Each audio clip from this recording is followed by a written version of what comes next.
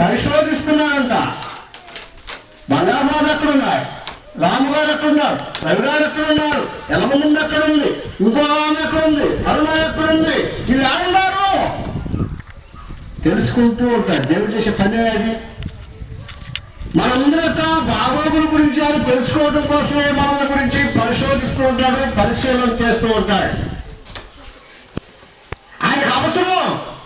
ఇందాక మనం చెప్పుకున్నట్టుగా 100 గొర్రెలు ఉంటే 1 గొర్రె కోసం అయినా, తప్పిపోయినటువంటి 1 గొర్రె కోసం అయినా ఎక్కడో వెళ్ళిపోయాడు అది ఎత్తుకున్నాడు అని. 99 ఉన్నాయి కదా అని ఒక్కదాన్ని వదిలిపెట్టలేదు. కాబట్టి ఎంతమంది సంఘస్థులు ఎక్కడ ఉంటే రాని వాళ్ళ కోసం ఇంకా ఏంది ప్రార్థనాట దేశవాదికి అనేటువంటి ప్రశ్న ఉందా? లేదు. వచ్చిన వాళ్ళు ఎటు వచ్చారు, వచ్చినటువంటి వాళ్ళకి ఎటు ఆశీర్వాదం ఉంటుంది, రానటువంటి వారి గురించే తాపత్రయం అంతా. చెరువు నార్మల్ తీసుకుపోయి నార్మల్ మొక్కలేసిన తర్వాత బాగుండదని గురించి ఎవరన్నా పరిశీలన చేస్తారా? బాగా లేకుండా తెగులు వచ్చి లేదా కలుపు పడ్డదంటేనే పరిచయం అంతా ఆమరణ చేస్తా ఉంటాడు ఎక్కువ. ఎందుకంటే అది కూడా దీనికి లాగానే బాగా ఫలించాలి అన్నటువంటి ఉద్దేశంతో. కాబట్టి ప్రియమైన దేవుని బిడ్డలారా,